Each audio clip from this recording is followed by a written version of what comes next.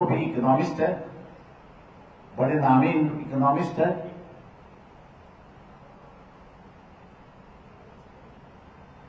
और उनका बयान आ चुका है, मैं हस्बैंड का बयान आ चुका है कि this is the biggest fraud, financial fraud. अब जब हस्बैंड ही कह रहा है कि ये सबसे बड़ा बिगेस्ट फ्रॉड है, तो मेरे ख्याल से उसको मान लेना चाहिए। कंसेंट के बिना ये स्टेटमेंट नहीं होगा।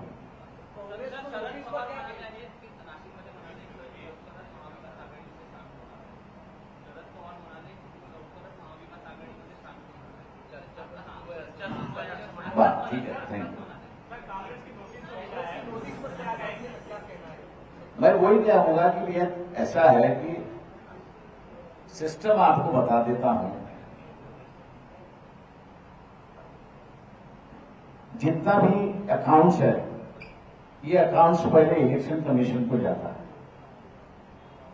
इलेक्शन कमीशन को जाने के बाद जो है उसमें विवरण होता है कि ये आपके पास एडिशनल फंड है या नहीं है। अगर एडिशनल फंड है तो इलेक्शन कमीशन पूछता है कि आप इसका विवरण कैसे खर्च करोगे, क्या करोगे, किस पर इस्तेमाल करोगे। और एक्सेस अगर रहा तो वही टैक्सेबल इनकम होता है। अब 1700 करोड़ की अगर नोटिस आई है तो इसका मतलब है कि 1700 को आप 70% से मल्टीप्लाई कर लीजिए, उतना उनका इनकम होना चाहिए, तभी और उतना उनके पास एक्सेस होना चाहिए, तब जाके उसकी नोटिस होगी। ये तो मैं समझता हूं कि इलेक्शन के वक्त भी डिपार्टमेंट को इस्तेमाल कर रहे हैं, डराने के लिए, धमकाने के लिए। ये मेरे ख्याल से लोगों के सामने अब आना शुरुआत हुआ है कि ये नॉन पॉलिटिकल तरीके से लोगों को डरा और धमका रही है।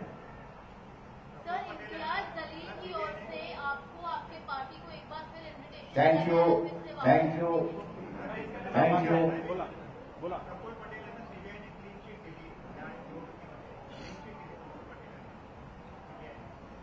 नाही, अजून ती ऑर्डर वाचलेली नाही। त्यांनी सीबीआयने क्लीन चिट दिली असेल, पण अजून कोर्टाने क्लीन चिट दिली नाही, एवढी फक्त माझी माहिती आहे।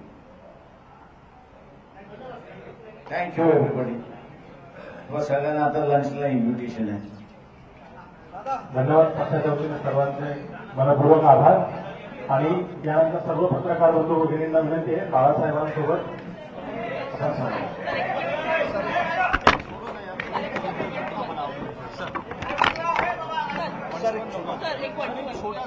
म्हणजे आता 1 to 1। Thank you. No 1 to 1 now.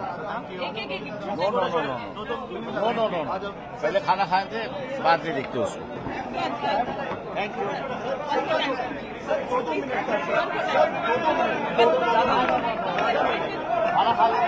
घेऊन गेली पाहिजे, तरच शासन व्यवस्थितरित्याने त्या ठिकाणी चालू शकतात। असे असताना सुद्धा एक अजेंडा आम्ही त्या ठिकाणी तयार करतोय। दुसरं जे आहे त्याच्यामधलं एक सगळ्यात महत्वाचं जे आहे ते म्हणजे आम्ही 22 लाखापर्यंत जरी घेऊन गेलो तरी एम्प्लॉयमेंट सर्वांनाच मिळू शकेल। म्हणजे 20 वर्षापासून ते 35 वर्षाचा होईपर्यंत सगळ्यांनाच एम्प्लॉयमेंट देऊ शकतो अशी काही परिस्थिती नाही। आणि म्हणून एक मूलभूत बदल करण्याचा आम्ही आज सरळ ठरवलेला आहे आणि त्याच्यावरती एकमत झालेलं आहे। ते म्हणजे की ॲग्रो इंडस्ट्री याचे जे सगळे मोठमोठे प्रोजेक्ट्स होतात आहेत, मेगा प्रोजेक्ट्स होतात आहेत, त्या मेगा प्रोजेक्ट्सच्या ऐवजी जुन्या काळामध्ये जशी पिठाची चक्की होती, गावागावामध्ये वस्त्यामध्ये होती, तशाच रीतीने टेक्नॉलॉजिकल बदल झालेला आहे मोठ्या प्रमाणात। आणि हा टेक्नॉलॉजिकल बदल लक्षात घेता ॲग्रो प्रोसेसिंग इंडस्ट्री, मायनर आणि टायनी इंडस्ट्री, मायक्रो इंडस्ट्री अशा रीतीचा असताना त्या ठिकाणी भर द्यायचा, वाढवायचा अशी असणारी परिस्थिती आहे। नंतरचा जो मुद्दा आमचा असं ठरलेला आहे तो म्हणजे केंद्र शासन नेहमीच एमएसपी प्राइस त्या ठिकाणी जाहीर करते. दिल्लीमध्ये आजही आंदोलन त्या ठिकाणी चाललेलं आहे आणि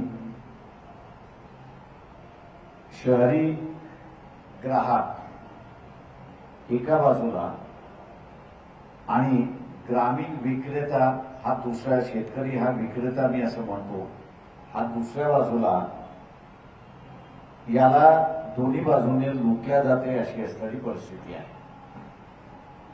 एकाला भाव पाडून लुटल्या जातं अशी असणारी परिस्थिती आहे आणि दुसऱ्याला शॉर्टेज करून लुटल्या जातं अशी असणारी परिस्थिती आहे.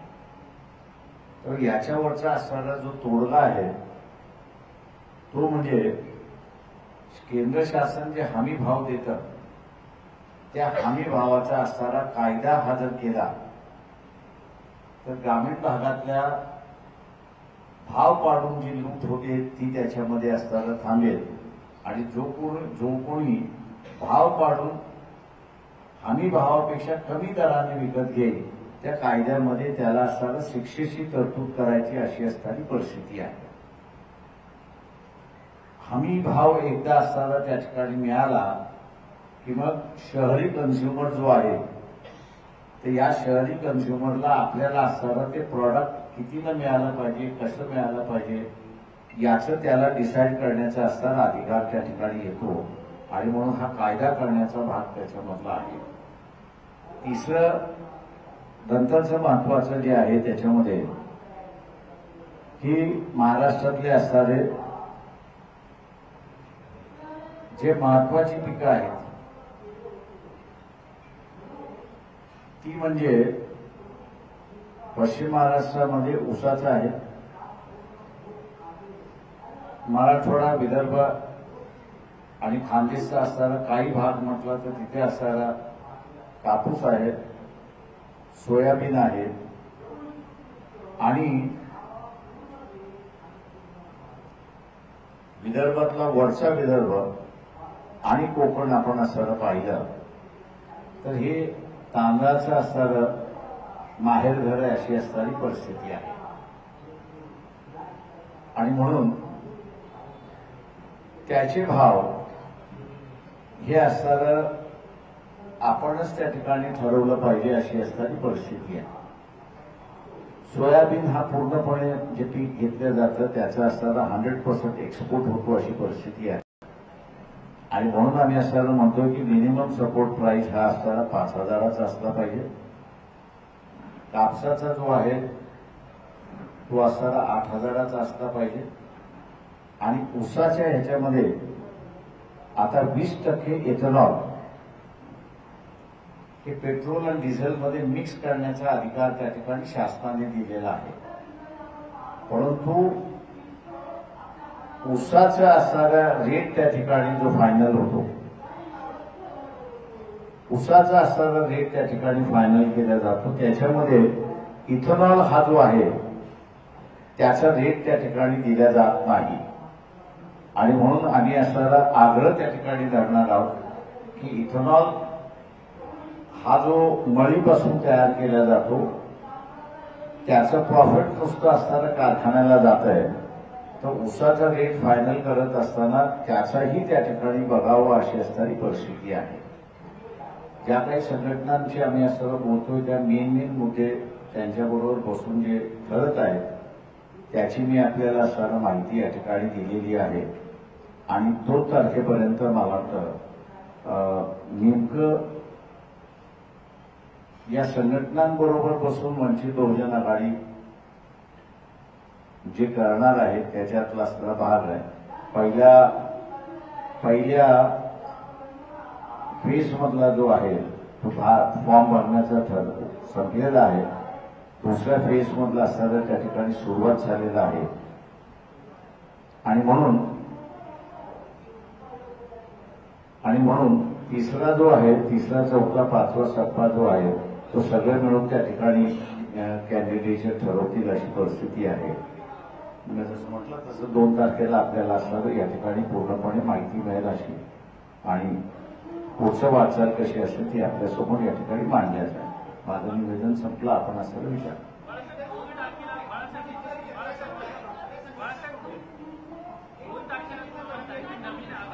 one at a time, one at a time. एक one at a time, one at a time. 2 तारखेला आपल्याला सगळं विवरण दिलं जाईल. प्रश्न असा होता की 2 तारखेला आपण नवीन आघाडी किंवा नवीन संघटनांसोबत चर्चा करून नवीन आघाडीची घोषणा करताय असं साधारण दिसतंय.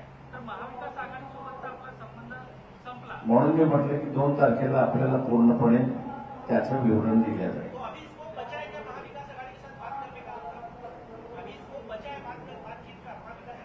हमने कहा कि हमने बंद किया है, हमने कभी कहा नहीं कि हमारी चर्चा बंद हुई. वो तो है, उनकी बैठक चल रही है, हम बैठक में बुला रहे, वो भी आ रहे हैं उसमें.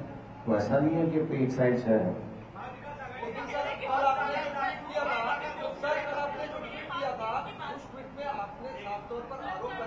हाँ, मैं ये कह रहा हूँ कि महाविकास आघाड़ी अलग है और संजय अलग है. तो जिसको हमने टारगेट बनाया था या जिसके बारे में कहा था वो संजय की बात थी. वो महाविकास आघाड़ी के नाम से गलत आप लोगों को बयान दे रहा है और गलत स्टेटमेंट कर रहा है. इसलिए हमने कहा कि ये संजय जो है वो आघाड़ी में बिगाड़ करने में लगा हुआ है.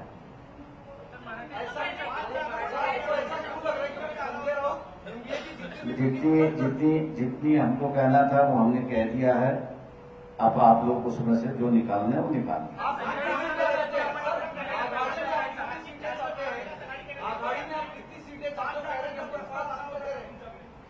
आमच्याकडे असणारा त्या बैठकीमधला जो प्रस्ताव होता तो 3 जागांचा प्रस्ताव होता. एक माझा मतदारसंघ आणि दुसरे 2 मतदारसंघ. त्याच्या पलीकडे आम्हाला कुठलाही प्रस्ताव आलेला नाही. परंतु ते जरी असलं तरी आम्ही जे काही उभं करतो त्याच्यामध्ये आम्ही कोणालाही रूल आउट करत नाही, एवढं लक्षात घ्या. सर वो कह रहे हैं कि हम 5 सीटों का प्रस्ताव दिए थे, पहले 4 था, बाद में 5 तक आए, लेकिन प्रकाश आंबेडकर जी नहीं. आप आपको हमारी बात सुनिए, उनकी बात सुनिए, आप तय कर लो. उस पर बहस नहीं हो सकती. मैंने कहा ना कि उस पर बहस नहीं हो सकती है. मैंने आपसे कहा ना कि भी हमने किसी के लिए भी दरवाजे बंद नहीं किए हैं.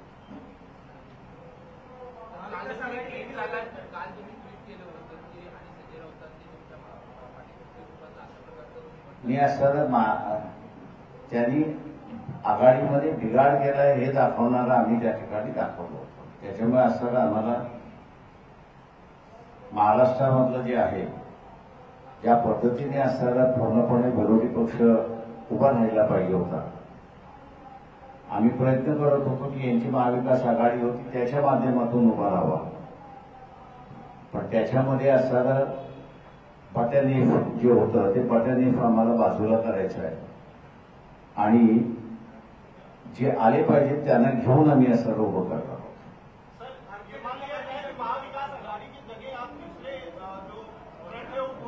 मैंने ऐसा कोई इंडिकेशन नहीं कहा. मैंने सीधा ये कहा है कि हम दरवाजे खोले हैं और बातचीत आप ही कुछ लोगों से हम लोग कर रहे हैं.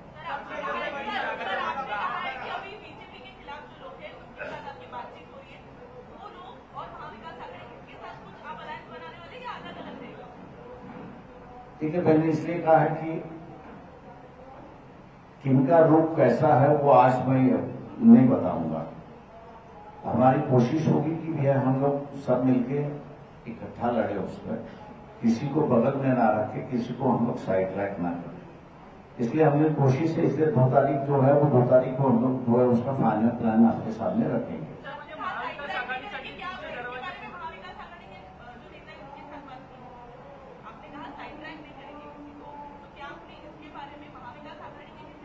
देखिए, हम आघाड़ी से क्यों बात करें, हम इंडिविजुअल से भी बात करते हैं, इंडिविजुअल पक्ष से भी बात कर सकते हैं.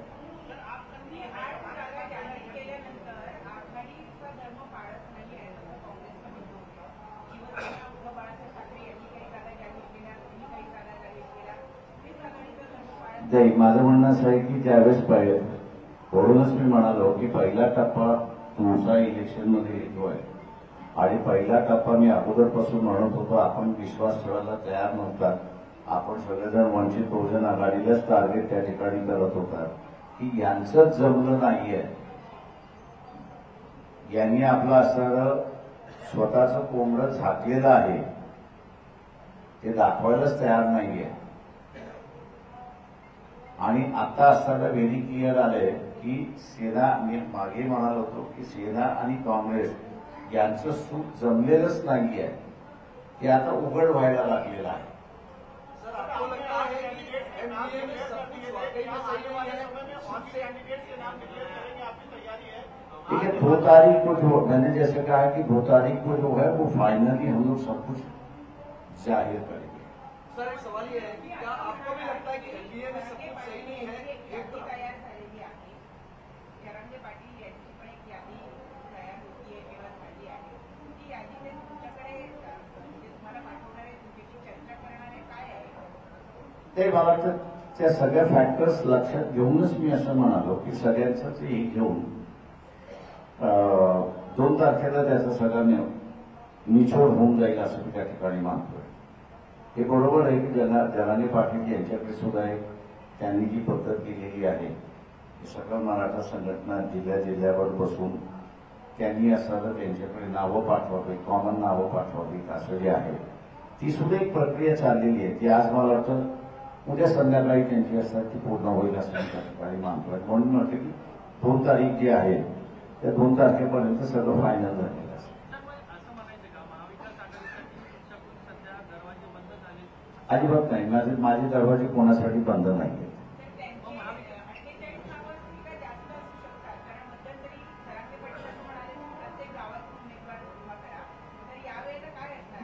आमची जी चर्चा झाली त्याच्यामध्ये त्यांनी तो आग्रह सोडलेला आहे आणि जिल्ह्यामधलं सकल मराठा समाज जे आहे त्यांच्यामधनं त्यांनी नावं द्यावीत असं म्हटलेलं आहे त्याच्यामध्ये.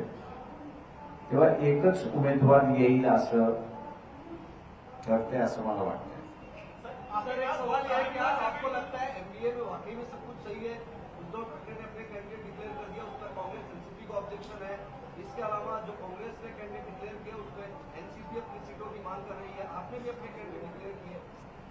हमने जो है वो फर्स्ट फेज की जो है कैंडिडेट जो है वो डिक्लेयर किए हैं, क्योंकि आखिरी दिन खत्म हो रहा था तो कार्यकर्ताओं को हवा करके नहीं छोड़ सकते कि ये, क्योंकि वो चारों सीट, एक सीट पर हमने कांग्रेस को सपोर्ट किया, बाकी की 4 सीटें जो है ये 4 सीटों पर जो कॉन्टेस्ट है ये वंचित और भारतीय जनता पक्ष में ही है वहां पर.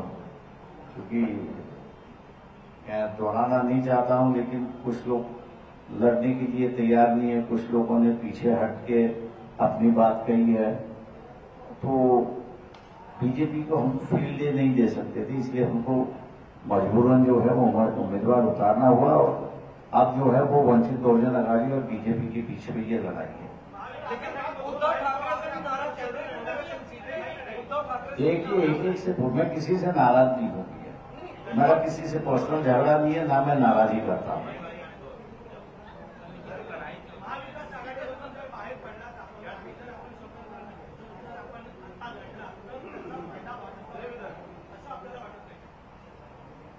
माझ्या अंदर ह्याचं उत्तर तुम्हाला 2 तारखेला मिळेल.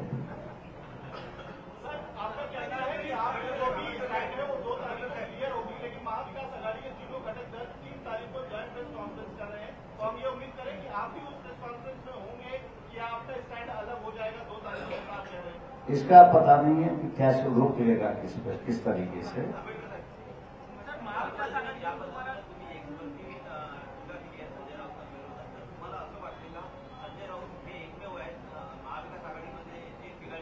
आम्ही असं म्हणेन की जोपर्यंत आम्ही सुभाष देसाईंबरोबर बोलत होतो, सुभाष देसाई या चर्चेमध्ये जोपर्यंत होतं तोपर्यंत पूर्णपणे सकारात्मक चाललं होतं आणि व्यवस्थित चाललं होतं सिच्युएशनच्या संदर्भात. पण नंतर असताना आम्हाला असं दिसलंय की कोणतरी कोणासाठी तरी वापरायचं असं असताना हिशेब चालू झाला आणि म्हणून आम्हाला दिसलं की याच्यामध्ये आपण असताना बीजेपीला थांबू शकत नाही, त्याला काही जणांना घ्यायचंच नाही, काही जणांना बोलायचंच नाही, असा जो स्टँड होता तो आम्हाला जरा योग्य वाटला नाही. आणि म्हणून आम्ही असं एक वेगळं त्या ह्याच्यामध्ये करतोय. ठीक है, संजय राउत इंडिविजुअल है, इंडिविजुअल के बारे में बात नहीं करता हूं. एक समझ लीजिए, पार्टी की बात हो रही है, इंडिविजुअल की बात नहीं हो रही है. तो इंडिविजुअल जरा रुक दीजिए वहां पर.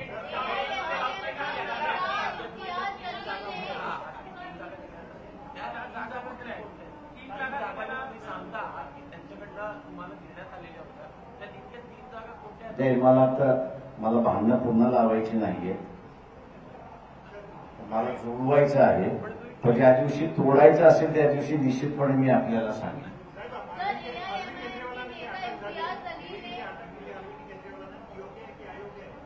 पूर्णपणे अयोग्य आहे. कॅबिनेट डिसिजन हा कोर्टाचा विषय होऊ शकत नाही आणि त्याच्याच बरोबर इन्क्वायरीचा इश्यू होऊ शकत नाही. संविधानाने कॅबिनेटला पूर्णपणे अभय दिलेला आहे. आता ते जर झालं असेल तर मी असं म्हणेन की पहिल्यांदा नरेंद्र मोदी यांना असताना अरेस्ट केलं पाहिजे. मनमोहन सिंग असताना त्यांनी एक अख्खं युनिट ज्याला आपण म्हणतो एअरफोर्सचं उभं करण्याचं ठरवलं होतं. राफेल मार्फत 135 एअरक्राफ्ट घ्यायचं ठरवलं होतं. अमाऊंट काही असेल तो वेगळा भाग आहे. तो डिसिजन बदलला. तो डिसिजन बदलल्यानंतर त्याचे 2 भाग करण्यात आले. 35 राफेलची विमानं आपण असताना फ्रान्सकडून विकत घेतली आणि उरलेली 100 विमानं अंबानी मॅन्युफॅक्चर करतील असं त्यावेळेस सांगण्यात आलं. राफेलच्या म्हणजे डसॉल्ट ही जी कंपनी आहे की जी राफेल करते, या कंपनीच्या काही डायरेक्टर्सना भारताबरोबर झालेल्या करारनाम्यामध्ये त्यांनी फ्रॉड केला, घुसखोरी केली म्हणून फ्रान्स गव्हर्नमेंटने त्यांना असताना शिक्षा दिलेली आहे. डसॉल्टच्या अधिकाऱ्यांना की जे भारताबरोबर राफेलच्या संदर्भात बोलणी करत होते. आता तिथल्या अधिकाऱ्यांना त्यांनी घुस दिली म्हणून असताना जर झालं तर भारताचं नुकसान झालं हाही त्याच्यातला आहे. त्याच्यामुळे तोही कॅबिनेटचा निर्णय होता. तो कॅबिनेटचा निर्णय होता म्हणून असताना कोणीही त्याला क्वेश्चनिंग केलं नाही की हा कोर्टाचा विषय होत नाही, हा इन्क्वायरीचा विषय. लिकर पॉलिसी काय असावी ही दिल्ली गव्हर्नमेंटची कॅबिनेट डिसिजन त्या ठिकाणी असणार आहोत. आणि कॅबिनेट डिसिजन असल्यामुळे ती इन्क्वायरी होत नाही. तेव्हा कालच्या असणाऱ्या जे काही कोर्टामध्ये केजरीवाल यांनी असणारं म्हटलं की माझ्या विरोधात तुमच्याकडे ठोस पुरावा काय, या सोशल मीडियावरती आलेलं उत्तर मी जे असणारं पाहिलंय की आमच्याकडे असणाऱ्या काही जणांची स्टेटमेंट्स आहेत आणि म्हणून तुम्हाला असणारे अरेस्ट केलंय. तर आपण असणारं असं धरायचं का की डसॉल्टच्या काही कंपनींना राफेलच्या संदर्भातलं खोटारडेपणा झालाय, फसवेपणा झालाय आणि म्हणून त्यांना शिक्षा झाली म्हणून पंतप्रधान जे नेगोशिएट इन डायरेक्ट नेगोशिएशन होते म्हणून पंतप्रधानावरती सुद्धा इथे केस झाली पाहिजे का? तो जर लॉजिक असेल तर ती झाली पाहिजे. त्याच्यामुळे असणारा एका केसला एक न्याय, दुसऱ्या केसला दुसरा न्याय हे माझ्या अंदाजानं चुकीचं असं म्हणतोय. आणि म्हणून मी असं म्हणतोय की केजरीवालला अरेस्ट करणं हे चुकीचं असं मी त्या ठिकाणी मानतो.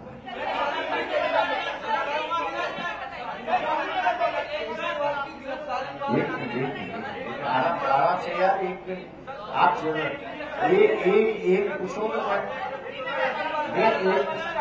एक मैं आपको हिंदी में जवाब देता हूँ. देखिए मैं ये कहूंगा कि केजरीवाल को अरेस्ट करना पूरा गैर कानूनी है. मैं सुप्रीम कोर्ट से अपील करता हूं कि वो पहला इस बात का फैसला दे कि जो कैबिनेट डिसीजंस होते हैं, क्या ये कैबिनेट डिसीजंस कोर्ट उस पर निर्णय दे सकता है क्या? पहली बात है। दूसरी बात यह है कि कैबिनेट डिसीजन हुआ है और उस कैबिनेट डिसीजन का इंक्वायरी करने का अधिकार किसी जांच एजेंसी को है। कैबिनेट डिसीजन जो होते हैं और जिसका इंप्लीमेंट होता है, ये वहां की लेजिस्लेटिव असेंबली है। उस लेजिस्लेटिव असेंबली में उस पॉलिसी को रखा जाता है और लेजिस्लेटिव असेंबली उसको मान्यता देने के बाद उसकी इंप्लीमेंट होता है। लेजिस्लेटिव असेंबली की किसी भी प्रोसीडिंग्स में सुप्रीम कोर्ट दखल अंदाज नहीं दे सकता। रही जहां तक बात उस पॉलिसी में कुछ गलत है या नहीं है, तो संविधान में उसका भी प्रावधान है और वो प्रावधान ये है कि PAC, public accounts committee, public accounts committee जो है, कैबिनेट डिसीजन सही है, गलत है, घुसखोरी हुई है, क्रिमिनलाइजेशन है या सिविल लॉस है, उसका वो जजमेंट देती है। उसके बिना किसी को अधिकार नहीं कैबिनेट डिसीजन चेक करने का। और इसी के लिए जब ये मामला उठा कि मनमोहन सिंह का एक डिसीजन बिना कैबिनेट लिए हुए नरेंद्र मोदी ने उसको घुमा दिया इंडिविजुअल प्राइम मिनिस्टर की कैपेसिटी में, और जहां 135 राफेल के विमान डेसॉल्ट नाम के फ्रांस कंपनी से खरीदना था, उससे वहीं के वहीं उन्होंने डिसीजन दिया और कहा कि हम 135 नहीं खरीदेंगे, 35 ही डायरेक्ट खरीदते हैं और बाकी के 100 जो है उसको हम लोग अंबानी के माध्यम से उसको यहां पर बनाएंगे। बात आगे बढ़ते बढ़ते ऐसी बढ़ गई कि डेसॉल्ट नाम के अधिकारी को फ्रांस में जेल हुई क्योंकि घुसखोरी हुई और पैसे खा लिए। आप क्या हम लोग ये कहे हैं वहां पर कि वहां के अधिकारियों को जेल हुई इसी राफेल के डील के मामले में, तो फिर वही अगर लागू होता है तो प्राइम मिनिस्टर के ऊपर भी केस होनी चाहिए, उनको भी अरेस्ट होना चाहिए। लेकिन विरोधी दल की बात जब हुई तो यही कहा कि कैबिनेट डिसीजन होने की वजह से कैबिनेट डिसीजन को हम लोग क्वेश्चन नहीं कर सकते, कर सकता है तो पीएससी कर सकती है। पीएससी अगर कुछ बात कहती है कि इसमें घोटाला हुआ है तो ही उसका चार्ज हो सकता है, वरना उसका चार्ज नहीं हो सकता। इसलिए ये जो है मैं समझता हूं कि अधिकार का गैर तरीके से इस्तेमाल हो रहा है और इसलिए हम लोग इसकी निंदा करते हैं। सर, कांग्रेस को आज ही 1700 करोड़ के इनकम टैक्स का नोटिस मिला है, इसको किस तरह से देखते हैं? इसके पहले राहुल गांधी इस मुद्दे पर सवाल उठा चुके हैं कि हमारे पास कैंपेन करने तक मेरे हिसाब से आप लोगों ने एक बात सामने नहीं लाई। जो प्रेजेंट फाइनेंस मिनिस्टर है, उनके हस्बैंड का ही सबसे बड़ा बयान आ चुका है, सोशल मीडिया पे आ चुका है कि वर्ल्ड का सबसे बड़ा फ्रॉड अगर कुछ है तो इलेक्टोरल बॉन्ड है। और कोई मेरे ख्याल से कहने, दोनों भी इकोनॉमिस्ट है, बड़े नामी इकोनॉमिस्ट है।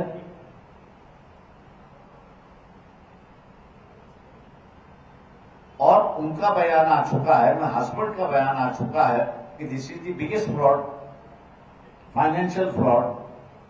अब जब हस्बैंड ही कह रहा है कि ये सबसे बड़ा बिगेस्ट फ्रॉड है तो मेरे ख्याल से उसको मान लेना चाहिए।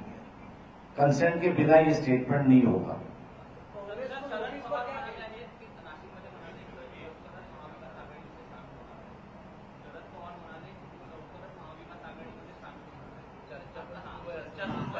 बात ठीक है, थैंक यू। मैं वही क्या होगा कि ये ऐसा है कि सिस्टम आपको बता देता हूं। जितना भी अकाउंट्स है, ये अकाउंट्स पहले इलेक्शन कमीशन को जाता है। इलेक्शन कमीशन को जाने के बाद जो है उसमें विवरण होता है कि ये आपके पास एडिशनल फंड है या नहीं है।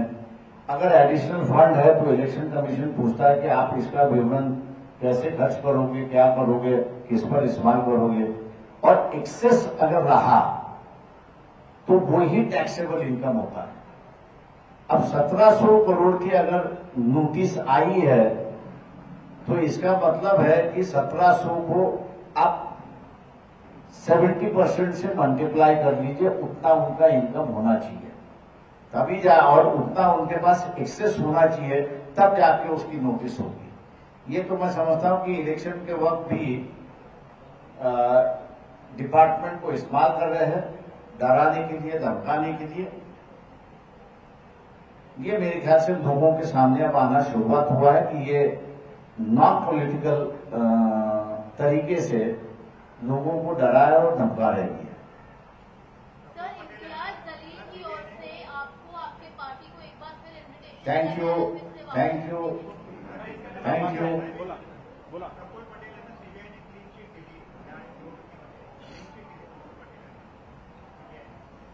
नाही, अजून ती ऑर्डर वाचलेली नाही। त्यांनी सीबीआयने क्लीन चिट दिली असेल, पण अजून कोर्टाने क्लीन चिट दिली नाही, एवढी फक्त माझी माहिती आहे। Thank you everybody. सगळ्यांना आता लंचला इन्व्हिटेशन आहे। धन्यवाद। पक्षाच्या वतीने सर्वांचे मनपूर्वक आभार। आणि यानंतर सर्व पत्रकार बंधू भगिनींना विनंती आहे, बाळासाहेबांसोबत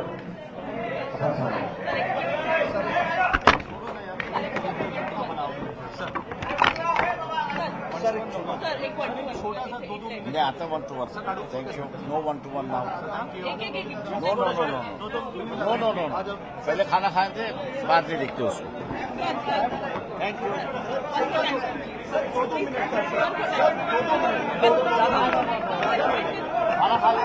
घेऊन गेली पाहिजे, तरच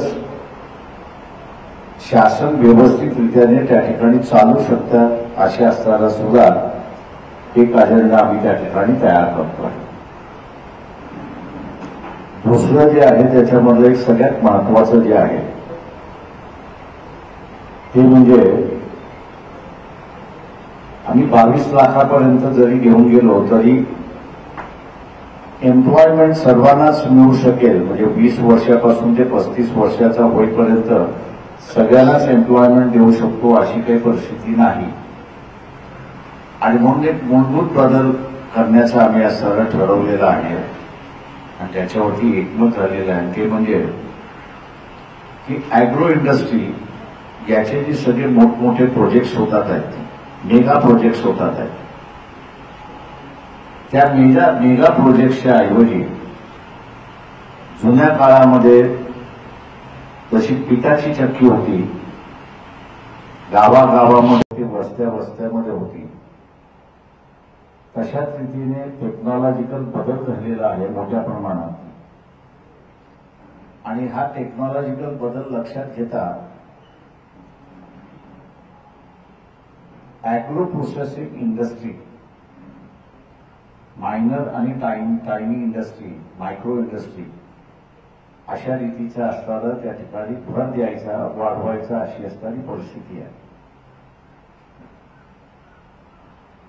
नंतरचा जो मुद्दा आमचा असायला ठरलेला आहे तो म्हणजे केंद्र शासन नेहमीच एमएसपी प्राइस त्या ठिकाणी जाहीर करते। दिल्लीमध्ये आजही आंदोलन त्या ठिकाणी चाललेलं आहे आणि शहरी ग्राहक एका बाजूला आणि ग्रामीण विक्रेता हा दुसरा, शेतकरी हा विक्रेता मी असं म्हणतो, हा दुसऱ्या बाजूला, याला दोन्ही बाजूने लुटल्या जाते अशी असणारी परिस्थिती आहे।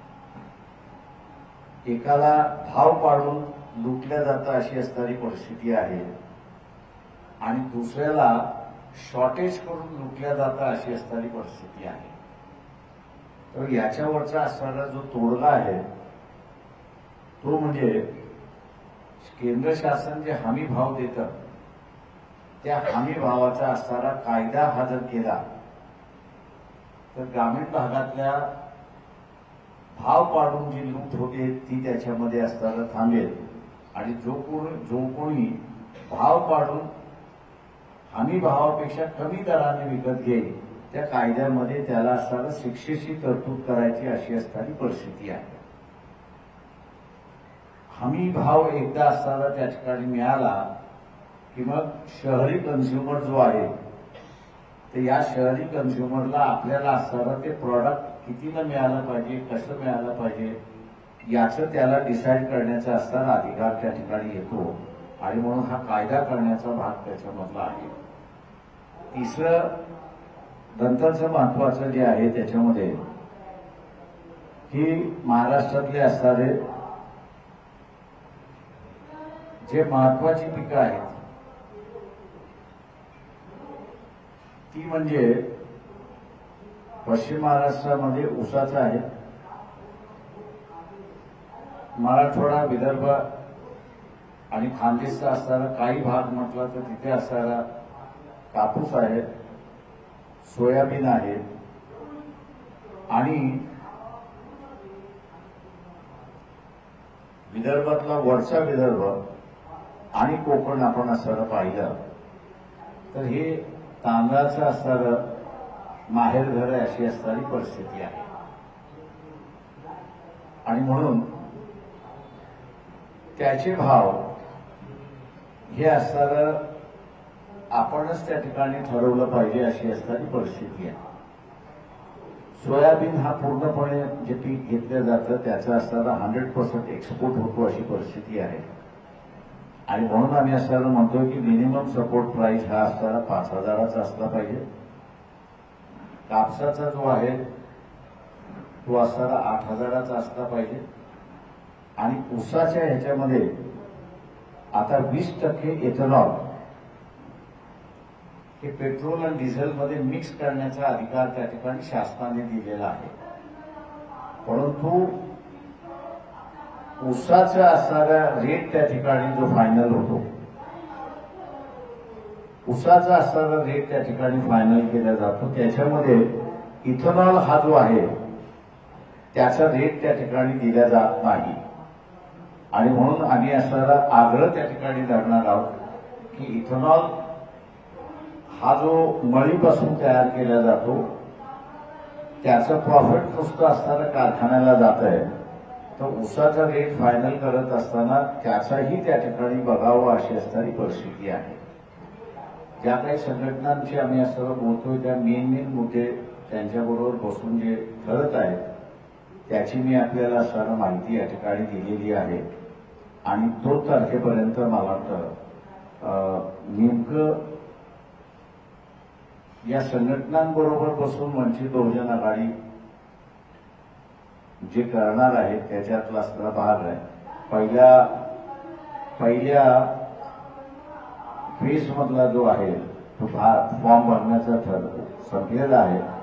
दुसऱ्या फेज मधला असणारा त्या ठिकाणी सुरुवात झालेला आहे आणि म्हणून तिसरा जो आहे तिसरा 4था 5वा 7वा जो आहे तो सगळे मिळून त्या ठिकाणी कॅन्डिडेट ठरवतील अशी परिस्थिती आहे. जसं म्हटलं तसं 2 तारखेला आपल्याला असणारं या ठिकाणी पूर्णपणे माहिती मिळेल अशी आणि पुढचं वाटचाल कशी असेल ती आपल्यासमोर या ठिकाणी मांडण्यात आहे. माझं निवेदन संपलं. आपण असं विचार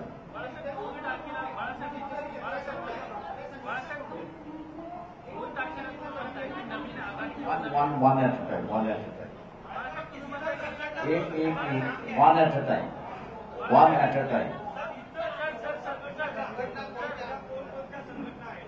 2 तारखेला आपल्याला सगळं विवरण दिलं जाईल. प्रश्न असा होता की 2 तारखेला आपण नवीन आघाडी किंवा नवीन संघटनांसोबत चर्चा करून नवीन आघाडीची घोषणा करताय असं साधारण दिसतंय. तर महाविकास आघाडीसोबतचा आपला संबंध संपला म्हणून मी म्हटलं की 2 तारखेला आपल्याला पूर्णपणे त्याचं विवरण दिलं जाईल.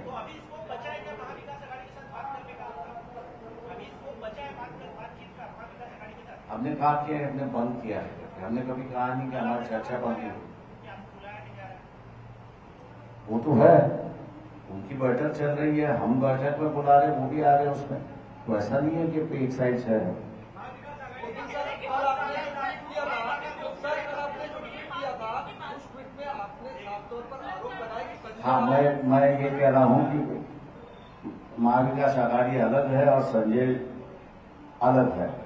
तो जिसको हमने टारगेट बनाया था या जिसके बारे में कहा था वो संजय की बात थी कि वो महाविकास आघाड़ी के नाम से गलत आप लोगों को बयान दे रहा है और गलत स्टेटमेंट कर रहा है। इसलिए हमने कहा कि तुम संजय जो है वो आघाड़ी में बिगाड़ करने में लगा हुआ है।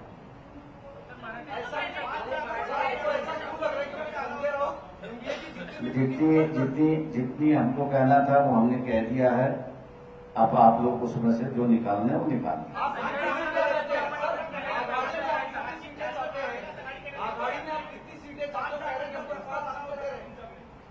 आमच्याकडे असणारा त्या बैठकीमधला जो प्रस्ताव होता तो 3 जागांचा प्रस्ताव होता। एक माझा मतदारसंघ आणि दुसरे 2 मतदारसंघ, त्याच्या पलीकडे आम्हाला कुठलाही प्रस्ताव आलेला नाही।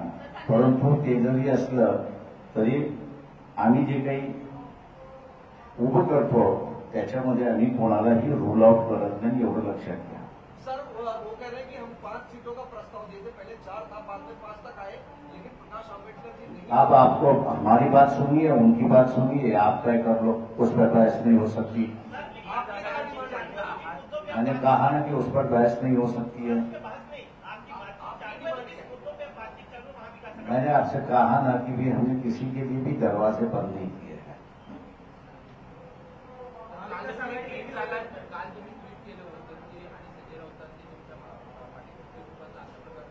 मी असं त्यांनी आघाडीमध्ये बिघाड केलाय हे दाखवणारा आम्ही त्या ठिकाणी दाखवलो होतो। त्याच्यामुळे असं आम्हाला महाराष्ट्रामधलं जे आहे ज्या पद्धतीने असणारा पूर्णपणे विरोधी पक्ष उभा राहायला पाहिजे होता। आम्ही प्रयत्न करत होतो की यांची महाविकास आघाडी होती त्याच्या माध्यमातून उभा राहावा, पण त्याच्यामध्ये असणारा पट्यानीफ जे होतं ते पट्यानीफ आम्हाला बाजूला करायचं आहे आणि जे आले पाहिजे त्यांना घेऊन आम्ही असं उभं करणार आहोत।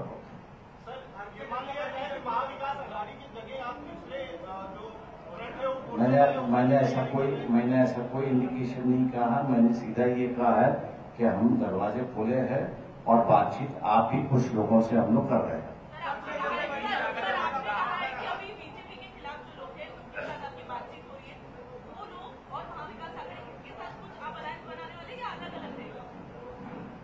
ठीक है, मैंने इसलिए कहा है कि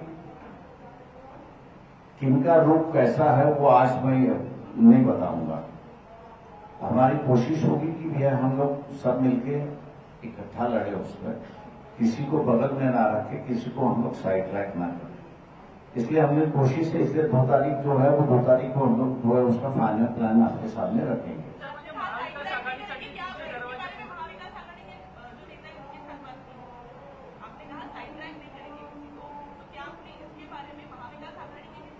देखिए, हम आघाड़ी से क्यों बात करें, हम इंडिविजुअल से भी बात करते हैं, इंडिविजुअल पक्ष से भी बात कर सकते हैं।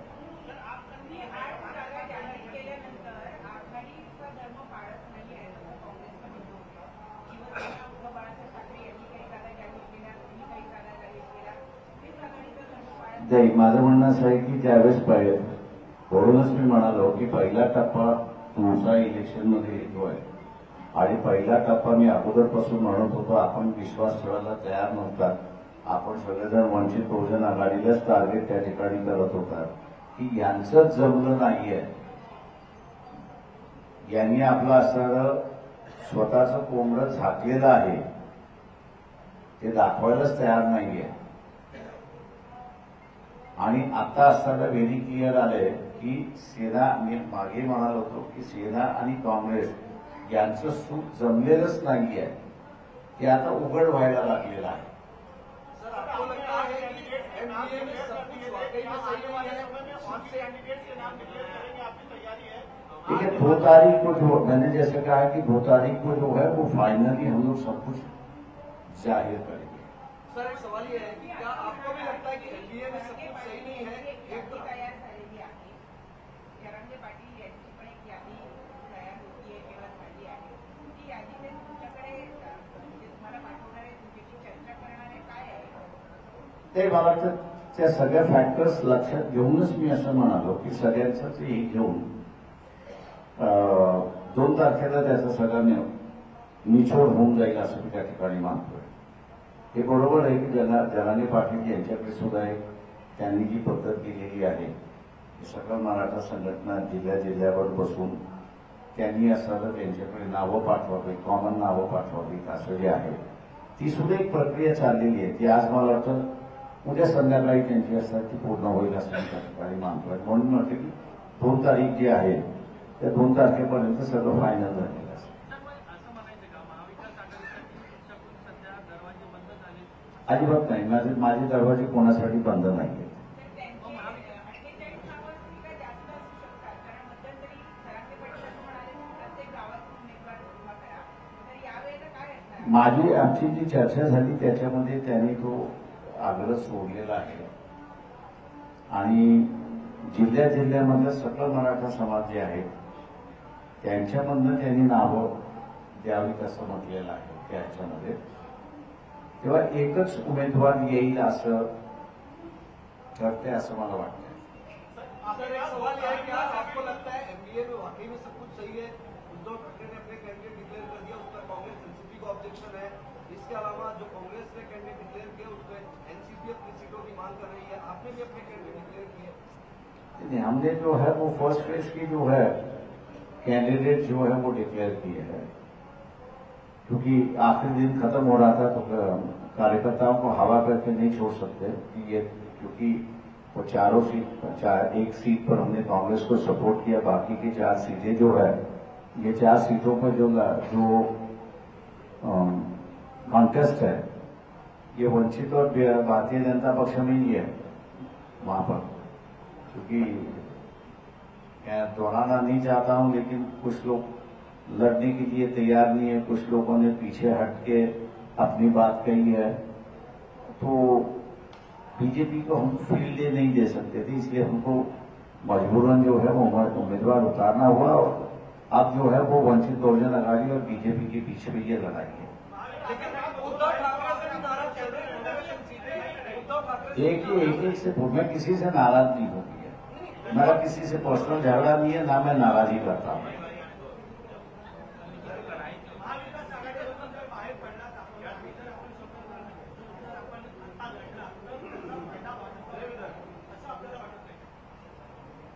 माझ्या अंदर ह्याचं उत्तर तुम्हाला 2 तारखेला मिळेल.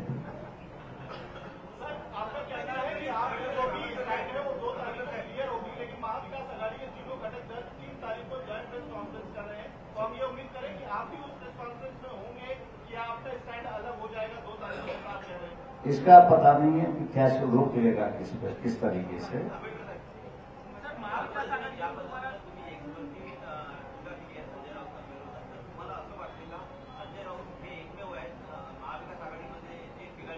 आम्ही असं म्हणेन की जोपर्यंत आम्ही सुभाष देसाईंबरोबर बोलत होतो, सुभाष देसाई या चर्चेमध्ये जोपर्यंत होतं तोपर्यंत पूर्णपणे सकारात्मक चाललं होतं आणि व्यवस्थित चाललं होतं सिच्युएशनच्या संदर्भात.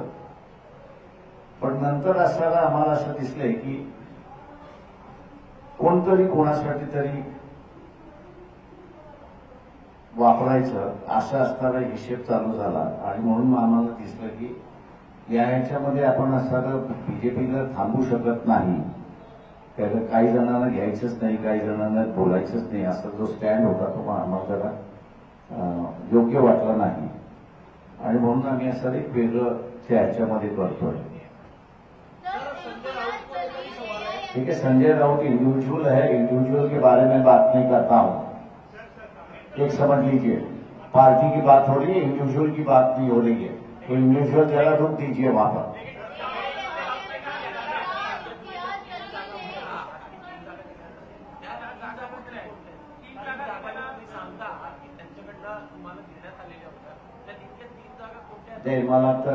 मला भांडणं पुन्हा लावायची नाहीये,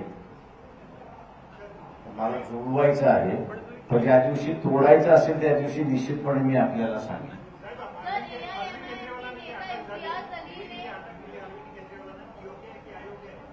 पूर्णपणे अयोग्य आहे. कॅबिनेट डिसिजन हा कोर्टाचा विषय होऊ शकत नाही आणि त्याच्याच बरोबर इन्क्वायरीचा इश्यू होऊ शकत नाही. संविधानाने कॅबिनेटला पूर्णपणे अभय दिलेला आहे. आता ते जर झालं असेल तर मी असं म्हणेन की पहिल्यांदा नरेंद्र मोदी यांना असताना अरेस्ट केलं पाहिजे. मनमोहन सिंग असताना त्यांनी एक अख्खं युनिट ज्याला आपण म्हणतो एअरफोर्सचं उभं करण्याचं ठरवलं होतं. राफेल मार्फत 135 एअरक्राफ्ट घ्यायचं ठरवलं होतं. अमाऊंट काही असेल तो वेगळा भाग आहे. तो डिसिजन बदलला. तो डिसिजन बदलल्यानंतर त्याचे 2 भाग करण्यात आले. 35 राफेलची विमानं आपण असताना फ्रान्सकडून विकत घेतली आणि उरलेली 100 विमानं अंबानी मॅन्युफॅक्चर करतील असं त्यावेळेस सांगण्यात आलं. राफेलच्या म्हणजे डसॉल्ट ही जी कंपनी आहे की जी राफेल करते, या कंपनीच्या काही डायरेक्टर्सना भारताबरोबर झालेल्या करारनाम्यामध्ये त्यांनी फ्रॉड केला, घुसखोरी केली म्हणून फ्रान्स गव्हर्नमेंटने त्यांना असताना शिक्षा दिलेली आहे. डसॉल्टच्या अधिकाऱ्यांना की जे भारताबरोबर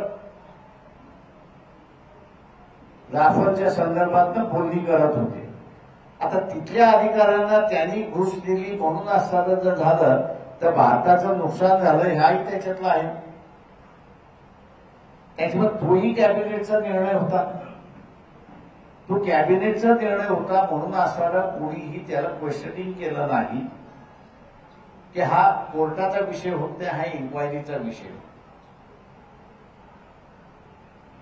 लिकर पॉलिसी काय असावी ही दिल्ली गव्हर्नमेंटची कॅबिनेट डिसिजन त्या ठिकाणी असणार होतं आणि कॅबिनेट डिसिजन असल्यामुळे ती इन्क्वायरी होत नाही. तेव्हा कालच्या असणाऱ्या जे काही कोर्टामध्ये केजरीवाल यांनी असणारं म्हटलं की माझ्या विरोधात तुमच्याकडे ठोस पुरावा काय, या सोशल मीडियावरती आलेलं उत्तर मी जे असणारं पाहिलंय की आमच्याकडे असणाऱ्या काही जणांची स्टेटमेंट्स आहेत आणि म्हणून तुम्हाला असणारं अरेस्ट केलंय. तर आपण असणारं असं धरायचं का की डसॉल्टच्या काही कंपनींना राफेलच्या संदर्भातलं खोटारडेपणा झालाय, फसवेपणा झालाय आणि म्हणून त्यांना शिक्षा झाली म्हणून पंतप्रधान जे निगोशिएट इन डायरेक्ट निगोशिएशन होते म्हणून पंतप्रधानावरती सुद्धा इथे केस झाली पाहिजे का? तो जर लॉजिक असेल तर ती झाली पाहिजे.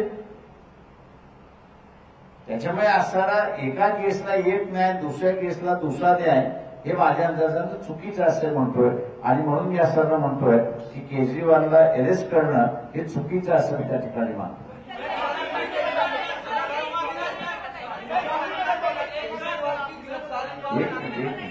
आराम से यार, एक मिनट आप एक पूछो तो एक मिनट मैं आपको हिंदी में जवाब देता हूँ. रुकिएगा 2 मिनट. देखिए मैं ये कहूंगा कि केजरीवाल को अरेस्ट करना पूरा गैर कानूनी है. मैं सुप्रीम कोर्ट से अपील करता हूं कि वो पहला इस बात का फैसला दे कि जो कैबिनेट डिसीजंस होते हैं क्या ये कैबिनेट डिसीजंस कोर्ट उस पर निर्णय ले सकता है क्या, पहली बात है. दूसरी बात यह है कि कैबिनेट डिसीजन हुआ है और उस कैबिनेट डिसीजन का इंक्वायरी करने का अधिकार किसी जांच एजेंसी को है. कैबिनेट डिसीजन जो होते हैं और जिसका इंप्लीमेंट होता है ये वहां की लेजिस्लेटिव असेंबली है. उस लेजिस्लेटिव असेंबली में उस पॉलिसी को रखा जाता है और लेजिस्लेटिव असेंबली उसको मान्यता देने के बाद उसकी इंप्लीमेंट होता है। लेजिस्लेटिव असेंबली की किसी भी प्रोसीडिंग्स में सुप्रीम कोर्ट दखल अंदाज नहीं दे सकता। रही जहां तक बात उस पॉलिसी में कुछ गलत है या नहीं है, तो संविधान में उसका भी प्रावधान है, और वो प्रावधान ये है कि PAC, public accounts committee, public accounts committee जो है, कैबिनेट डिसीजन सही है, गलत है, घुसखोरी हुई है, क्रिमिनलाइजेशन है या सिविल लॉस है, उसका वो जजमेंट देती है। उसके बिना किसी को अधिकार नहीं कैबिनेट डिसीजन चेक करने का। और इसी के लिए जब ये मामला उठा कि मनमोहन सिंह का एक डिसीजन बिना कैबिनेट लिए हुए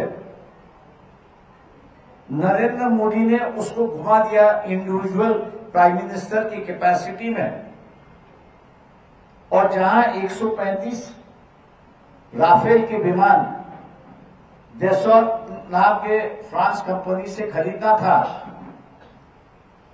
उससे वहीं के वहीं उन्होंने डिसीजन दिया और कहा कि हम 135 नहीं खरीदेंगे, 35 ही डायरेक्ट खरीदते हैं, और बाकी के 100 जो है उसको हम लोग अंबानी के माध्यम से उसको यहां पर बनाएंगे।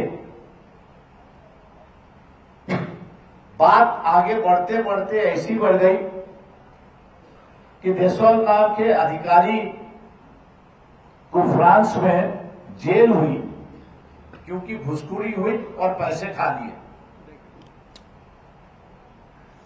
आप क्या हम लोग ये कहे वहां पर कि वहां के अधिकारियों को जेल हुई इसी राफेल के डील के मामले में, तो फिर वही अगर लागू होता है तो प्राइम मिनिस्टर के ऊपर भी केस होनी चाहिए, उनको भी अरेस्ट होना चाहिए। लेकिन विरोधी दल की बात जब हुई तो यही कहा कि कैबिनेट डिसीजन होने की वजह से कैबिनेट डिसीजन को हम लोग क्वेश्चन नहीं कर सकते, कर सकता है तो पीएससी कर सकती है। पीएससी अगर कुछ बात कहती है कि इसमें घोटाला हुआ है तो ही उसका चार्ज हो सकता है, वरना उसका चार्ज नहीं हो सकता। इसलिए ये जो है मैं समझता हूं कि अधिकार का गैर तरीके से इस्तेमाल हो रहा है, और इसलिए हम लोग इसकी निंदा करते हैं। सर, कांग्रेस को आज ही 1700 करोड़ के इनकम टैक्स का नोटिस मिला है, इसको किस तरह से देखते हैं? इसके पहले राहुल गांधी इस मुद्दे पर सवाल उठा चुके हैं कि हमारे पास कैंपेन करने तक मेरे हिसाब से आप लोगों ने एक बात सामने नहीं लाई। जो प्रेजेंट फाइनेंस मिनिस्टर है, उनके हस्बैंड का ही सबसे बड़ा बयान आ चुका है, सोशल मीडिया पे आ चुका है कि वर्ल्ड का सबसे बड़ा फ्रॉड अगर कुछ है तो इलेक्टोरल बॉन्ड है। और कोई मेरे ख्याल से दैनिक दोनों भी इकोनॉमिस्ट है, बड़े नामी इकोनॉमिस्ट है,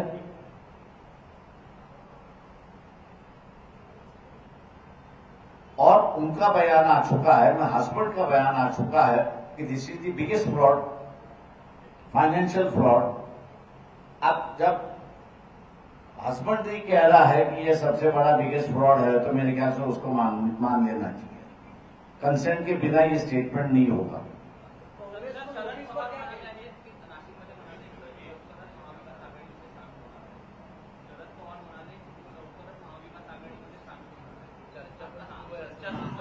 बात ठीक है, थैंक यू।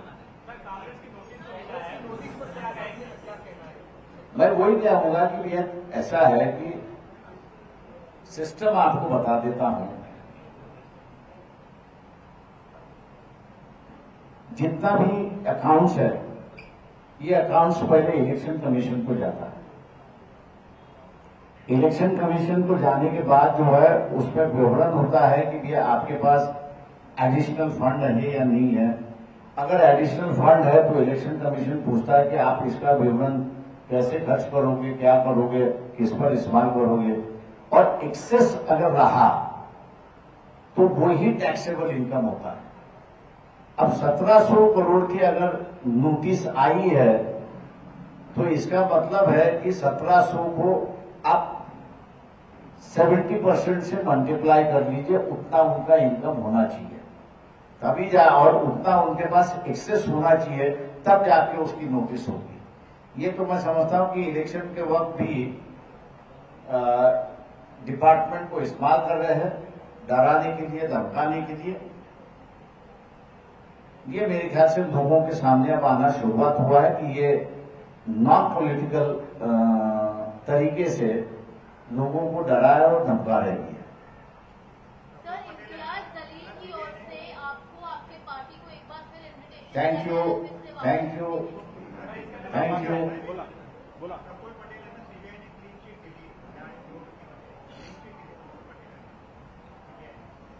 नाही, अजून ती ऑर्डर वाचलेली नाही। त्यांनी सीबीआयने क्लीन चिट दिली असेल, पण अजून कोर्टाने क्लीन चिट दिलं नाही, एवढी फक्त माझी माहिती आहे।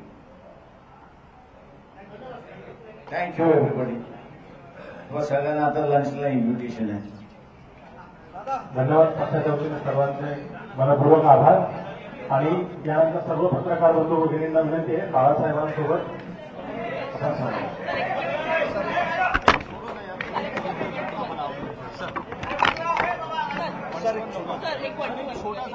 नहीं आता 1 to 1। Thank you. No 1 to 1 now. No no no no no no no, पहले खाना खाए थे, बाद में देखते उसको। Thank you.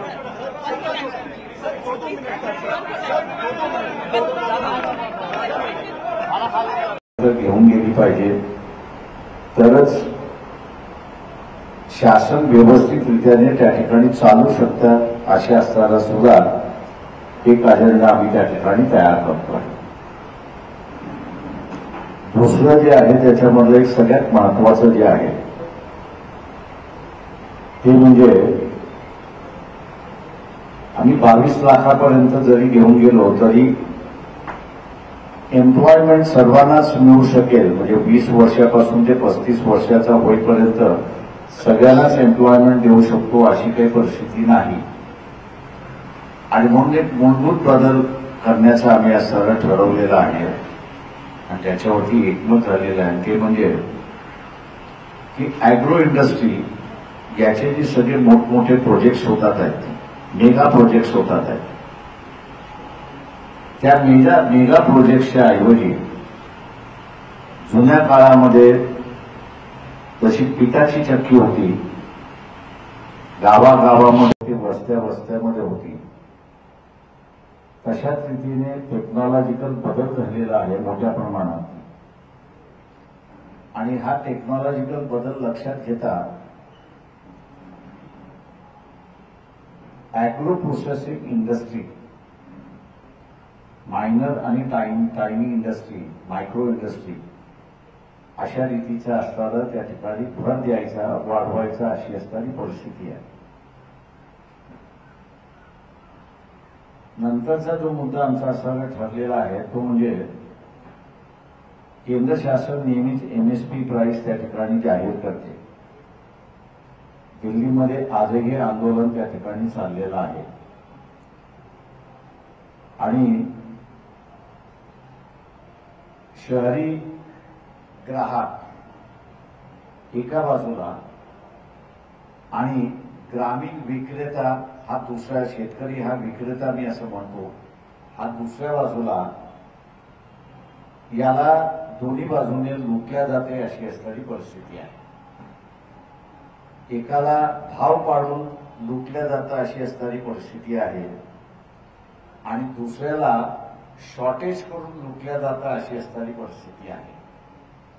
तर याच्यावरचा असणारा जो तोडगा आहे तो म्हणजे केंद्र शासन जे हमी भाव देतं त्या हमी भावाचा असणारा कायदा हा जर केला तर ग्रामीण भागातल्या भाव पाडून जी लूट होते ती त्याच्यामध्ये असताना थांबेल आणि जो कोणी भाव पाडून हमी भावापेक्षा कमी दराने विकत घेईल त्या कायद्यामध्ये त्याला असताना शिक्षेची तरतूद करायची अशी असणारी परिस्थिती आहे। हमी भाव एकदा असताना त्या ठिकाणी मिळाला की मग शहरी कन्झ्युमर जो आहे तर या शहरी कन्झ्युमरला आपल्याला असताना ते प्रॉडक्ट कितीला मिळालं पाहिजे, कसं मिळालं पाहिजे याचं त्याला डिसाईड करण्याचा असताना अधिकार त्या ठिकाणी येतो आणि म्हणून हा कायदा करण्याचा भाग त्याच्यामधला आहे. तिसरं नंतरचं महत्वाचं जे आहे त्याच्यामध्ये की महाराष्ट्रातले असणारे जे महत्वाची पिकं आहेत ती म्हणजे पश्चिम महाराष्ट्रामध्ये ऊसाचं आहे, मराठवाडा विदर्भ आणि खानदेशचा असणारा काही भाग म्हटला तर तिथे असणारा कापूस आहे, सोयाबीन आहे आणि विदर्भातला वरचा विदर्भ आणि कोकण आपण असणारं पाहिलं तर हे तांदळाचं असणारं माहेरघर अशी असणारी परिस्थिती आहे. आणि म्हणून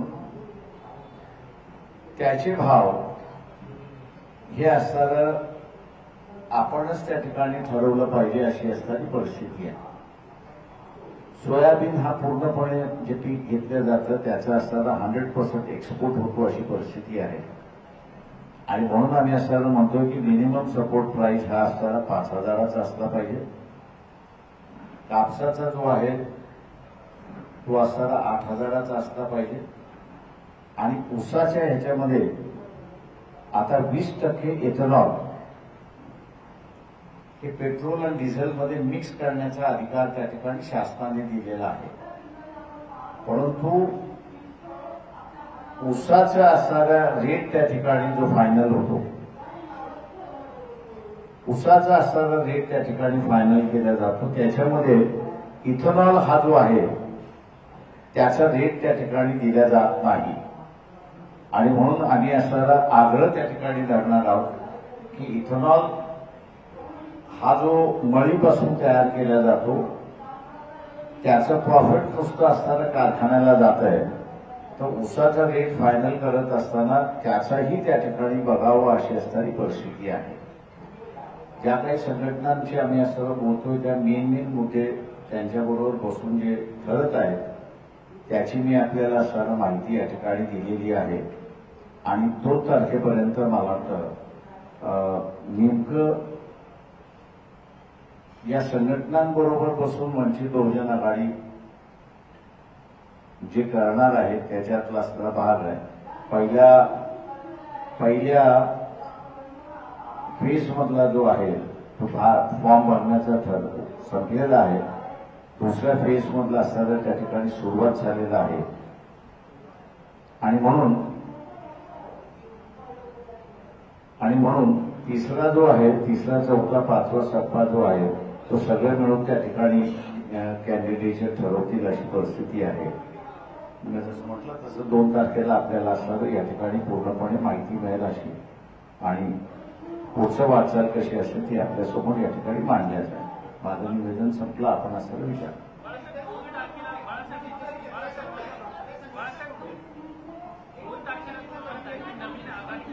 one at a time. One at a time. 2 तारखेला आपल्याला सगळं विवरण दिलं जाईल. प्रश्न असा होता की 2 तारखेला आपण नवीन आघाडी किंवा नवीन संघटनांसोबत चर्चा करून नवीन आघाडीची घोषणा करताय असं साधारण दिसतंय. तर महाविकास आघाडीसोबतचा आपला संबंध संपला म्हणून मी म्हटलं की 2 तारखेला आपल्याला पूर्णपणे त्याचं विवरण दिलं जाईल.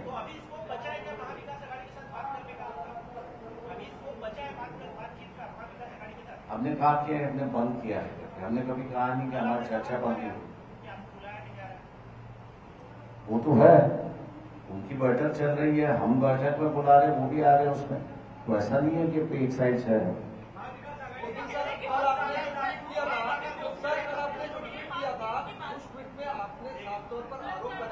हाँ, मैं ये कह रहा हूं कि महाविकास आघाड़ी अलग है और संजय अलग है. तो जिसको हमने टारगेट बनाया था या जिसके बारे में कहा था वो संजय की बात थी. वो महाविकास आघाड़ी के नाम से गलत आप लोगों को बयान दे रहा है और गलत स्टेटमेंट कर रहा है. इसलिए हमने कहा कि संजय जो है वो आघाड़ी में बिगाड़ करने में लगा हुआ है.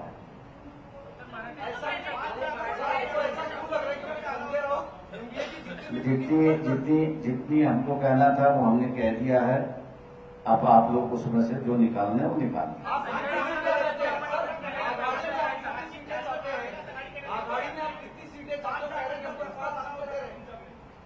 आमच्याकडे असणारा त्या बैठकीमधला जो प्रस्ताव होता तो 3 जागांचा प्रस्ताव होता। एक माझा मतदारसंघ आणि दुसरे 2 मतदारसंघ, त्याच्या पलीकडे आम्हाला कुठलाही प्रस्ताव आलेला नाही।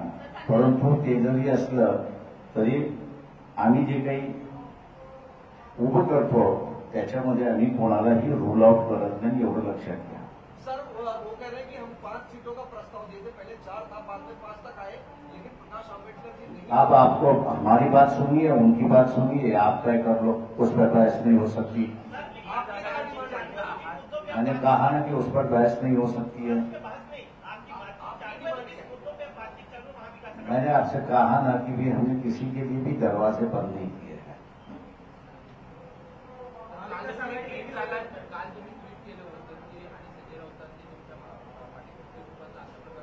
मी असं त्यांनी आघाडीमध्ये बिघाड केलाय हे दाखवणारा आम्ही त्या ठिकाणी दाखवलो होतो। त्याच्यामुळे असं आम्हाला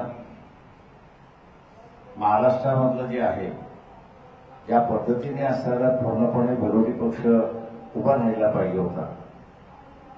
आम्ही प्रयत्न करत होतो की यांची महाविकास आघाडी होती त्याच्या माध्यमातून उभा राहावा, पण त्याच्यामध्ये असणारा पट्यानीफ जे होतं ते पट्यानीफ आम्हाला बाजूला करायचं आहे आणि जे आले पाहिजे त्यांना घेऊन आम्ही असं उभं करणार आहोत।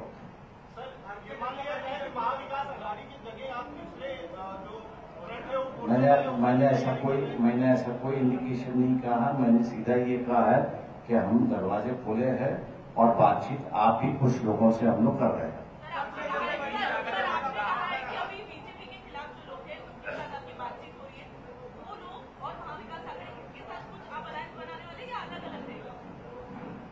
ठीक है, मैंने इसलिए कहा है कि किनका रूप कैसा है वो आज मैं नहीं बताऊंगा। हमारी कोशिश होगी कि भैया हम लोग सब मिलके इकट्ठा लड़े उस पर, किसी को बगल में ना रखे, किसी को हम लोग साइड ट्रैक ना करें। इसलिए हमने कोशिश है, इसलिए 2 तारीख जो है वो 2 तारीख को हम लोग जो है उसका फाइनल प्लान आपके सामने रखेंगे।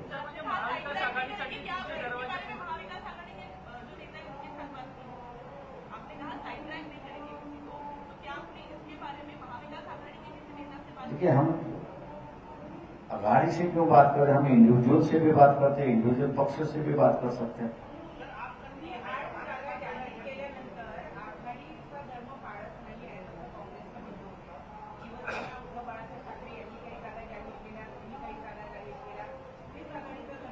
नाही, माझं म्हणणं असं आहे की ज्यावेळेस म्हणूनच मी म्हणालो की पहिला टप्पा तुमचा इलेक्शनमध्ये येतोय आणि पहिला टप्पा मी अगोदरपासून म्हणत होतो आपण विश्वास ठेवायला तयार नव्हता।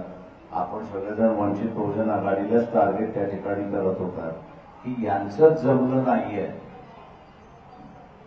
यांनी आपलं असणारं स्वतःचं कोंबडं झाकलेलं आहे ते दाखवायलाच तयार नाहीये।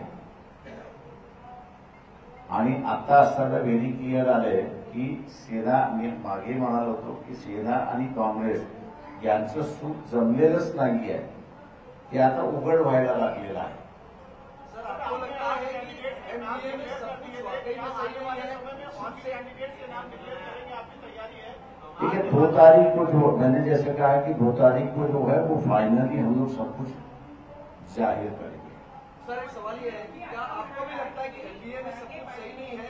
एक तो तयार झालेली आहे, जरांगे पाटील यांची पण एक यादी तयार होती आहे किंवा झाली आहे, ती यादी ते तुमच्याकडे तुम्हाला पाठवणार आहे, तुमच्याशी चर्चा करणार आहे, काय आहे ते? मला वाटतं त्या सगळ्या फॅक्टर्स लक्षात घेऊनच मी असं म्हणालो की सगळ्यांचंच हे घेऊन 2 तारखेला त्याचा सगळा निचोड होऊन जाईल असं मी त्या ठिकाणी मानतोय।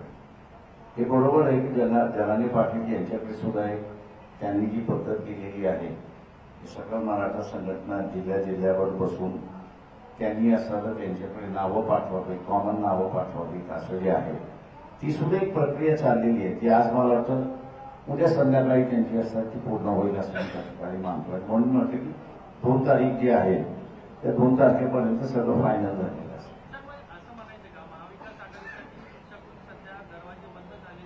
अजिबात नाही. माझे दरवाजे कोणासाठी बंद नाही आहेत. तर त्यांची 48 नावं का जास्त असू शकतात, कारण मध्यंतरी जरांगे पाटील असं म्हणाले की प्रत्येक गावातून उमेदवार उभा करा.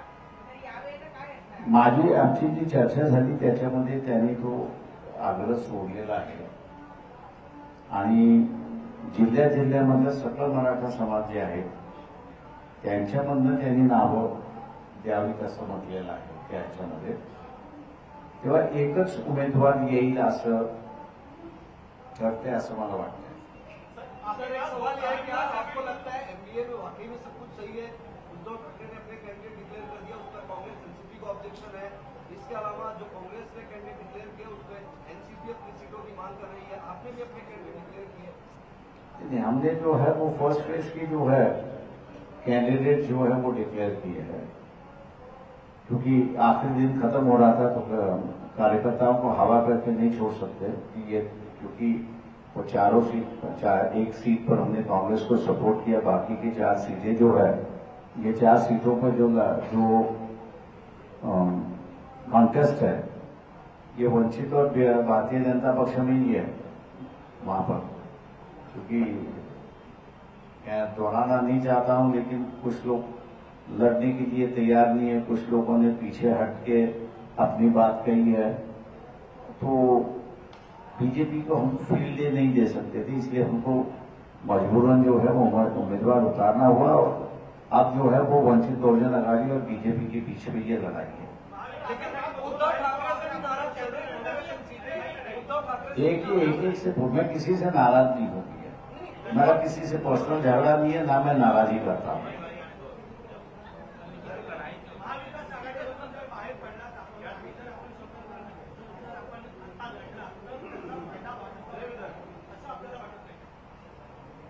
माझ्या अंदर ह्याचं उत्तर तुम्हाला 2 तारखेला मिळेल.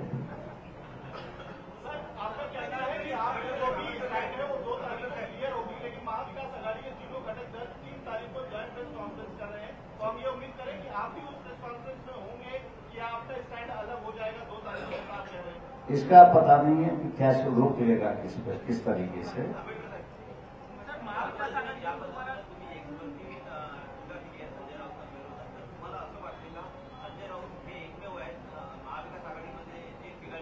आम्ही असं म्हणेन की जोपर्यंत आम्ही सुभाष देसाईंबरोबर बोलत होतो, सुभाष देसाई या चर्चेमध्ये जोपर्यंत होतं तोपर्यंत पूर्णपणे सकारात्मक चाललं आणि व्यवस्थित चाललं होतं सिच्युएशनच्या संदर्भात. पण नंतर असताना आम्हाला असं दिसलंय की कोणतरी कोणासाठी तरी वापरायचं असं असताना हिशेब चालू झाला आणि म्हणून आम्हाला दिसलं की याच्यामध्ये आपण असताना बीजेपीला थांबू शकत नाही, कारण काही जणांना घ्यायचंच नाही, काही जणांना बोलायचंच नाही, असा जो स्टँड होता तो आम्हाला जरा योग्य वाटला नाही आणि म्हणून आम्ही असं एक वेगळं ह्याच्यामध्ये करतोय. ठीक है, संजय राउत इंडिविजुअल है, इंडिविजुअल के बारे में बात नहीं करता हूं. एक समझ लीजिए, पार्टी की बात हो रही है, इंडिविजुअल की बात नहीं हो रही है, तो इंडिविजुअल जरा रुक दीजिए वहां पर.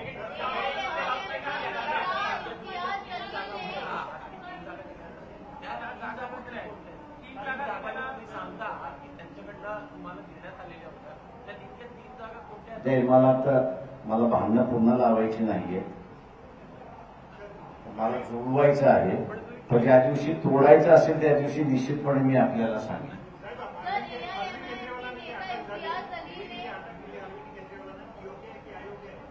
पूर्णपणे अयोग्य आहे. कॅबिनेट डिसिजन हा कोर्टाचा विषय होऊ शकत नाही आणि त्याच्याच बरोबर इन्क्वायरीचा इश्यू होऊ शकत नाही. संविधानाने कॅबिनेटला पूर्णपणे अभय दिलेला आहे. आता ते जर झालं असेल तर मी असं म्हणेन की पहिल्यांदा नरेंद्र मोदी यांना असताना अरेस्ट केलं पाहिजे. मनमोहन सिंग असताना त्यांनी एक अख्खं युनिट ज्याला आपण म्हणतो एअरफोर्सचं उभं करण्याचं ठरवलं होतं राफेल मार्फत. 135 एअरक्राफ्ट घ्यायचं ठरवलं होतं. अमाऊंट काही असेल तो वेगळा भाग आहे. तो डिसिजन बदलला. तो डिसिजन बदलल्यानंतर त्याचे 2 भाग करण्यात आले. 35 राफेलची विमानं आपण असताना फ्रान्सकडून विकत घेतली आणि उरलेली 100 विमानं अंबानी मॅन्युफॅक्चर करतील असं त्यावेळेस सांगण्यात आलं. राफेलच्या म्हणजे डॅसॉल्ट ही जी कंपनी आहे की जी राफेल करते, या कंपनीच्या काही डायरेक्टर्सना भारताबरोबर झालेल्या करारनाम्यामध्ये त्यांनी फ्रॉड केला, घुसखोरी केली, म्हणून फ्रान्स गव्हर्नमेंटने त्यांना असताना शिक्षा दिलेली आहे. डॅसॉल्टच्या अधिकाऱ्यांना की जे भारताबरोबर राफेलच्या संदर्भात बोलणी करत होते. आता तिथल्या अधिकाऱ्यांना त्यांनी घुस दिली म्हणून असताना जर झालं तर भारताचं नुकसान झालं हाही त्याच्यातला आहे. त्याच्यामुळे तोही कॅबिनेटचा निर्णय होता. तो कॅबिनेटचा निर्णय होता म्हणून असताना कोणीही त्याला क्वेश्चनिंग केलं नाही की हा कोर्टाचा विषय होत नाही, हा इन्क्वायरीचा विषय. लिकर पॉलिसी काय असावी ही दिल्ली गव्हर्नमेंटची कॅबिनेट डिसिजन त्या ठिकाणी असणार होतं. आणि कॅबिनेट डिसिजन असल्यामुळे ती इन्क्वायरी होत नाही. तेव्हा कालच्या असणाऱ्या जे काही कोर्टामध्ये केजरीवाल यांनी असणारं म्हटलं की माझ्या विरोधात तुमच्याकडे ठोस पुरावा काय, या सोशल मीडियावरती आलेलं उत्तर मी जे असणारं पाहिलंय की आमच्याकडे असणाऱ्या काही जणांची स्टेटमेंट्स आहेत आणि म्हणून तुम्हाला असणारं अरेस्ट केलंय. तर आपण असणारं असं धरायचं का की डॅसॉल्टच्या काही कंपनींना राफेलच्या संदर्भातलं खोटारडेपणा झालाय, फसवेपणा झालाय आणि म्हणून त्यांना शिक्षा झाली, म्हणून पंतप्रधान जे निगोशिएट इन डायरेक्ट निगोशिएशन होते म्हणून पंतप्रधानावरती सुद्धा इथे केस झाली पाहिजे का? तो जर लॉजिक असेल तर ती झाली पाहिजे. त्याच्यामुळे असणारा एका केसला एक न्याय, दुसऱ्या केसला दुसरा न्याय, हे माझ्या अंदाजानं चुकीचं असं म्हणतोय. आणि म्हणून मी असताना म्हणतोय की केजरीवालला अरेस्ट करणं हे चुकीचं असं त्या ठिकाणी मानतो.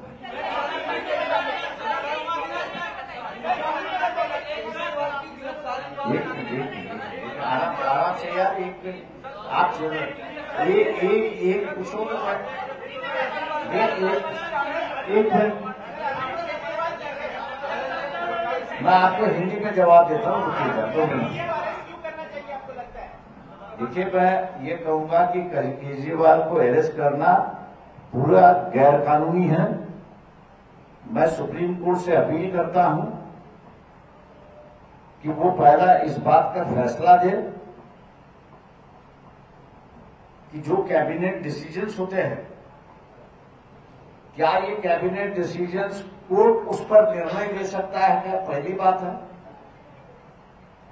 दूसरी बात यह है कि कैबिनेट डिसीजन हुआ है और उस कैबिनेट डिसीजन का इंक्वायरी करने का अधिकार किसी जांच एजेंसी को है.